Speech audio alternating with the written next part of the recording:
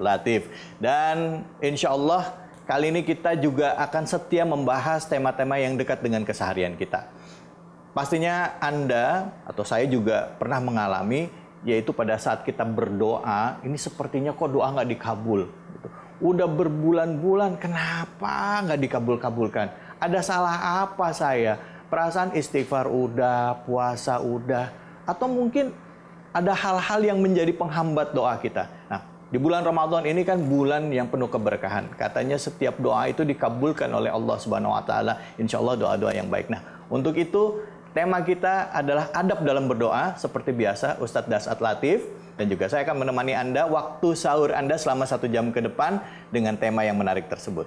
Ustadz, apa kabar Ustadz? Baik, alhamdulillah. Alhamdulillah Ustadz ya. Alhamdulillah. Ini pertanyaan saya tadi ke pemirsa intermezzo awal. Ya. Saya ngalamin Ustadz, mungkin juga banyak yang ngalamin. Kira-kira bisa nggak kita dibantu Ustadz untuk mempelajari adab dalam berdoa? Silakan. Saya mau berpantun. Oi. Buah nangka, buah kemiri. Buah pepaya, buah mangga. Salah. Itulah buah-buahan. Ya. Bismillahirrahmanirrahim. Assalamualaikum warahmatullahi wabarakatuh. Waalaikumsalam. Alhamdulillahirabbil alamin wa bihi nasta'inu ala umurid dunya waddin. Asyhadu an la ilaha illallah wa asyhadu anna Muhammadan abduhu wa rasuluh. Allahumma shalli ala sayidina Muhammad wa ala alihi wa sahbihi ajmain. Amma ba'd. Pemirsa yang lagi bersiap-siap untuk santap sahur, yang insya Allah dimuliakan dan dirahmati oleh Allah Subhanahu wa Ta'ala. Jauh di mata, tetap insya Allah dekat di hati. Setiap manusia pasti ada masalah. Demi Allah, tidak ada manusia di kolong langit ini yang tidak ada masalahnya. Saya kasih contoh, istri cantik. Apa bukan masalah? Istri cantik digoda orang, masalah. Berarti bagus kalau istri jelek. Istri jelek dihina orang, masalah juga, kita lagi yang malu jalan sama dia. Kalau begitu, bagus kalau tidak ada istri, lebih masalah lagi.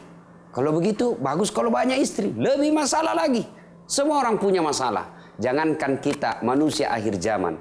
Nabi saja, kekasih Allah, manusia yang pasti dikabulkan doanya apabila dia berdoa. Tapi beliau pun penuh dengan masalah. Apa bedanya dengan kita? Nabi ada masalahnya, kita ada masalahnya. Kalau Nabi ada masalah, beliau bangun sepertiga dari malam, mengadu kepada Allah, minta tolong kepada Allah dalam aduannya berupa doa. Kita ada masalah, ambil handphone, update status, berdoa, ya Allah lindungi keluargaku dari corona. Nah, ini doa-doa seperti ini ya pastilah tidak dikabulkan karena doanya di Facebook. Tidak ada ajaran berdoa melalui medsos. Nah, ini yang jadi masalah. Doa kita kadangkala tidak terkabul, sebabnya karena kita tidak tahu etika dan tata cara dalam berdoa. Pemirsa yang saya hormati, ketika ada masalah, Allah seolah-olah ingin berkata kepada kita, Dasat, kalau ada masalahmu, ini senjata yang kau pakai. Apa senjata itu? Doa. Tapi ada yang tanya, seperti yang Mas David tadi tanyakan, saya sudah berdoa. 5 kali sehari semalam saya berdoa. Kok doaku tidak dikabulkan? Nah, ada jawabannya dalam Al-Quran. Bismillahirrahmanirrahim. Fa isa sa'laka ibadi anni fa inni qarib ujibud da'watad da'i isa da'an. Aku, apabila Muhammad ada yang bertanya tentang aku kepadamu, sampaikan aku sangat dekat kepadanya. Bahkan ulama mengatakan lebih dekat dari urat nadi. Ya. Niscaya aku mengabulkan doanya orang-orang yang berdoa apabila dia berdoa. Mari kita dengar baik-baik. Saya ulang kalimatnya. Aku mengabulkan doanya orang-orang yang berdoa apabila dia berdoa. Berarti dari kalimat ini kita bisa pahami bahwa ada orang yang berdoa, dia anggap dirinya berdoa padahal sesungguhnya tidak. Mengangkat kedua belah tangan, mengucapkan amin, menengadah ke atas langit. Dia pikir dirinya berdoa padahal tidak. Kenapa? Dia tidak tahu etika dan tata cara dalam berdoa. Makanya dalam berdoa itu ada adab-adabnya.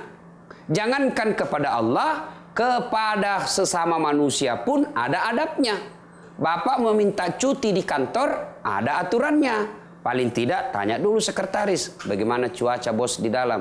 lagi ngamuk dengan istrinya. Jangan coba-coba kau jadi korban itu. Ya. Nah, bagaimana caranya? Harus ada cara-cara dalam berdoa. Cara-cara berdoa inilah yang diajarkan oleh Nabi. Yang dalam bahasa populer dalam agama disebut sunnah-sunnah dalam berdoa. Sunnah-sunnah dalam berdoa itu maknanya kalau dilakukan berpahala pun kalau tidak dilakukan bukan sebuah dosa. Yang paling gampang dipahami sunnah dalam berdoa artinya adalah kalau Anda lakukan sunnahnya maka doa cepat sampai jalur tol. Tapi bukan tol Jakarta, tol Eropa. Kalau tol Jakarta tetap macet. Nah, kecuali sekarang musim PSBB ya. Nah, kalau dilakukan tidak sesuai sunnah, sampai juga itu doa, cuma macet, lama. Lewat kita depan DPRD dan ada anak-anak mahasiswa demo. Anda bisa sampai kita punya tujuan. Maka berdoa itu ada etika-etikanya. Mari kita lihat. Dalam kitab Imam Al-Ghazali menjelaskan adabud doa, adab-adab dalam berdoa dijelaskan. 1. Ketika mau berdoa, maka yang pertama kita pikirkan baju kita, pakaian yang kita menghadap kepada Allah, yakinkan itu halal dan diperoleh secara halal. Ada baju suci baru dibersihkan, baru disetrika, ya bersih betul, bersih dan suci. Tapi cara memperolehnya hasil koruptor, hasil korupsi, hasil nyogok, hasil nipu, tidak didengar doanya oleh Allah. Allah suci dan hanya mendengar orang-orang yang datang dalam keadaan suci. Maka sebelum berdoa di malam-malam, nanti kalau kita nunggu malam Lailatul Qadar, malam-malam Ramadan ini sepertiga di akhir malam, ketika Anda mau berdoa, yakinkan dulu, ini bajuku, waktu saya tipu tetanggaku ini waktu mau jual tanah.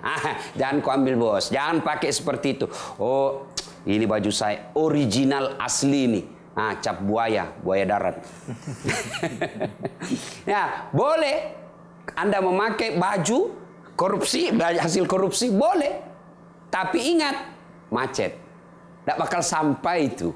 Maka sebelum berdoa yakinkan baju, cara memperolehnya halal, dan baju itu sendiri suci dan bersih.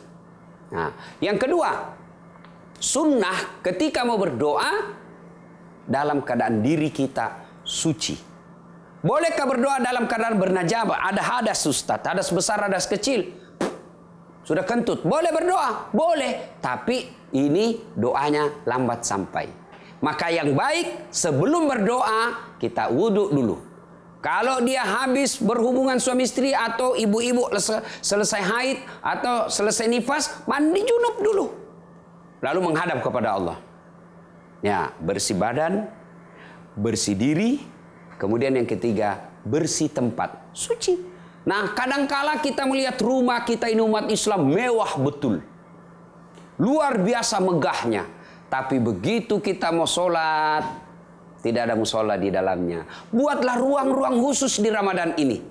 Buat ruang khusus untuk kita tempati berdoa. Yang kita singkirkan najisnya, kita singkirkan barang-barang yang kotor. Khusus kita tempati untuk berdoa. Tempat kita untuk curhat.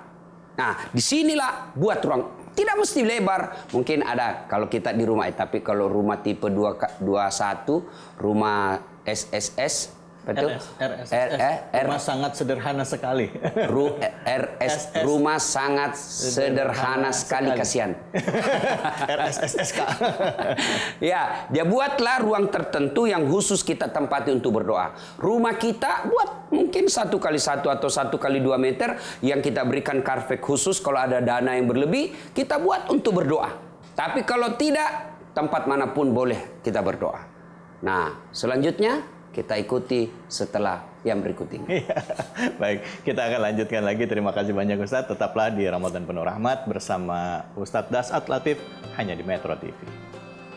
Kalau mau doanya cepat. Kalau mau doanya cepat itu, ya, bajunya bersih, cara dapetin bajunya halal, dan badannya pun harus bersih. Dalam keadaan suci. Tempatnya juga bersih dan suci. Ya, supaya kalau mau cepat sampai. Kayak orang bilang kalau masuk jalan tol cepat. Jalur khusus. Tapi bukan tol Jakarta ya, Ustaz.